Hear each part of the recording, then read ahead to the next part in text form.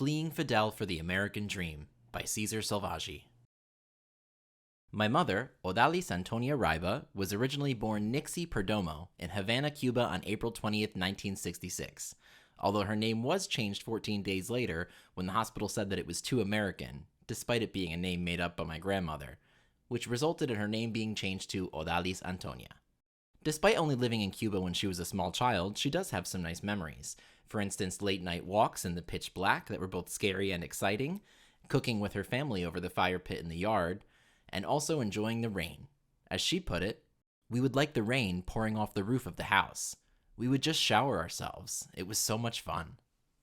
During Castro's rule, the poverty in Cuba began to get worse, and my grandparents started to hear of opportunities for a better life in the U.S. In 1971, distant relatives in Florida offered to be the family's sponsors, so even though that's where they initially came to the country, they did eventually move to New Jersey after hearing about more work opportunities and other Cuban communities in the area.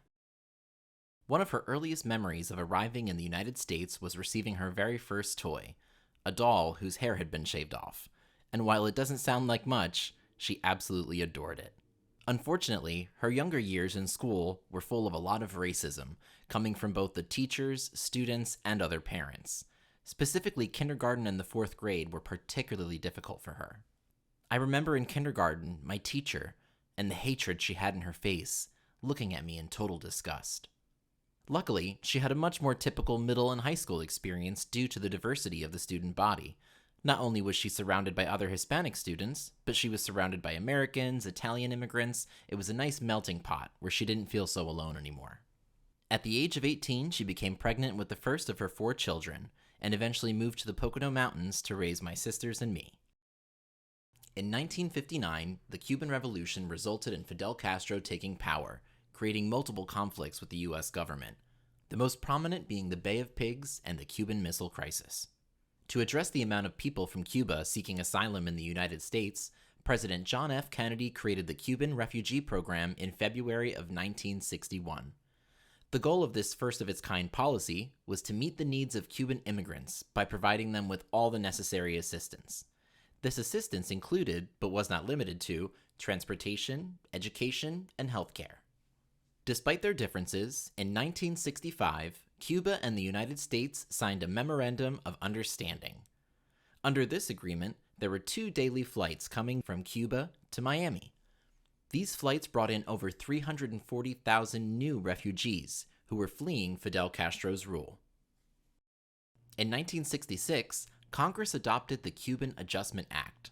The purpose of this was to allow any Cuban citizen who emigrates legally or illegally to the United States permanent resident status. In the years to follow, more than 178,000 Cubans acquired citizenship during the 70s. Because of their high rate of naturalization, and as a result the ability to vote, there was high participation in the United States elections from Cuban immigrants. And contrary to other Hispanic immigrants, Cuban voters seemed to lean conservative. Some felt this was a direct rebuke of the country that they had come from, but others had just seen it as an indication of their socioeconomic class. Now that they were in the United States, they were able to accrue some wealth, and their voting habits started to reflect that. When it comes to answering how did Fidel Castro's rule result in mass emigration from Cuba to the United States, one has to consider both the actions of the Cuban government, the United States government, and of course, the Cuban immigrants themselves. The Cuban Revolution made life worse for its citizens by creating conflict with the United States. With U.S. policies negatively affecting the Cuban economy, it was understandable that a lot of Cubans wanted to leave the country in order to create a better lives not only for themselves, but for their families and their future generations. Between the Cuban Refugee Program, the Memorandum of Understanding, and the Cuban Adjustment Act, Cubans seeking asylum were able to start fresh with the assistance of the U.S. government. Because so many Cubans were able to successfully emigrate to the United States, this made chain migration much more possible for future immigrants. Not only were there communities in Florida where many Cubans landed for the first time, but throughout the entire country, pockets of Cuban communities started to pop up. This made the trip to the United States much more appealing and a lot less scary, especially for families like mine who were afraid to come over. There were a lot of jobs for immigrants in the area we were living in New Jersey. My parents had heard that through friends and through other families that came from Cuba. Cuban immigrants were also naturalizing at a much higher rate than many other immigrants. This gave them the ability to vote and therefore political influence, something that they no longer had in Cuba. The voting habits of Cubans not only showed their growing political influence, but because they were more conservative-leaning, this also indicated that they were of a higher socioeconomic class, something they were able to achieve by fleeing Castro's communist government. In conclusion, it's very obvious that the Cuban Revolution was the catalyst for a mass emigration from Cuba to the United States. If Fidel Castro had not been successful, who knows what would have happened with Cuba? Maybe the quality of life for its people would have stayed the same or even gotten better, and there wouldn't have been a need for them to immigrate to the United States. Not to mention, without the US and Cuba butting heads, the United States wouldn't have offered the various policies and programs that it did to make sure that Cubans not only made it to the United States safely, but were able to become productive, naturalized citizens. Once the process was started, it was really hard to reverse it.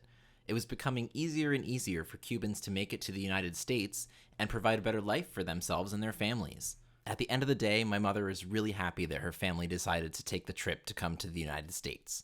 While it wasn't easy, and she and her family wish they knew how difficult it was going to be, she knows that it wasn't in vain. In the United States, she's been able to become a homeowner, a business owner, and a college graduate, things that she wouldn't have been able to do in Cuba. Not only is owning your own home and owning your own business not something you can do over there, but continuing her education would have just been too expensive and not something her family could have afforded. So not only was she able to pursue her educational dreams here in the United States, but she's also given my sisters and myself the ability to do the same thing. And even though she's far from home, she keeps her culture alive through the food that she serves at her restaurant. Of course, she has your typical American fare, but she also has some of her favorite Cuban staples. For her, food is the most important aspect of her culture, and she likes to maintain it, as she feels that it's one of the few constants in life. People always love her Cuban food. Not only is it nostalgically delicious, but it always seems to bring family and friends together. While looking back on the history of Cuba is quite heartbreaking, as there are still members of my family who are struggling in Cuba, I'm at least grateful that my mother, and of course my sisters and I, have had the opportunity to create our own American dream, one that looks unique for each of us.